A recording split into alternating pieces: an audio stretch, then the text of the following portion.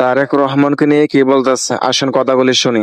Tarique Rahman London থেকে আসবে আর আইসাই তিনি প্রধানমন্ত্রী চেয়ারে বসে যাবে। ক্ষমতা কি ছেলের হাতের মুয়া নাকি ভাই? 17 বছর ধরে তিনি লন্ডনে ছিলেন, তিনি নতুন করে ভোটার হলেন, নতুন করে তিনি বাংলাদেশের নাগরিক হলেন, এই একেবারে গরম ভাত। বাংলাদেশে এমনও রাজনীতিবিদ আছে যারা তারেক রহমানকে পকেটে রাখে খুচরা পয়সা হিসাবে। এত সস্তা না। তারেক রহমান শহীদ প্রেসিডেন্ট জিয়াউর রহমানের ছেলে হিসাবে তাকে আমরা ভালোবাসি, কিন্তু তারেক রহমান দেশের মস্ত বড় বুদ্ধিজীবী নয়। তবে মনে রাখবেন, বাংলাদেশ জামাত ইসলাম বর্তমান যে অবস্থায় আছে, তারা আওয়ামী লীগের ভোটগুলো তাদের পকেটে ঢুকাইছে, তারা বিএনপির যারা ভদ্র বিএনপি তাদের ভোটগুলো পকেটে ঢুকাইছে। অতএব জামাত ইসলাম একেবারে এমন কাঁচাইছে, ন্যূনতম যদি সুস্থ নির্বাচন বাংলাদেশে অনুষ্ঠিত হয়, বিএনপি শুধু পরাজয় বরণ করবে না, বিএনপির অনেক হেভিয়েট প্রার্থীদের জামানতনামা থাকবে না, আমি চ্যালেঞ্জ করলাম। অতএব আমার বিএনপির ভাইরা, এখনো সময় আছে, তওবা করেন, মানুষের কাছে গিয়ে ভোট চান, মাপ চান, নত স্বীকার করেন, মব বন্ধ করেন, দখলবাজি বন্ধ করেন,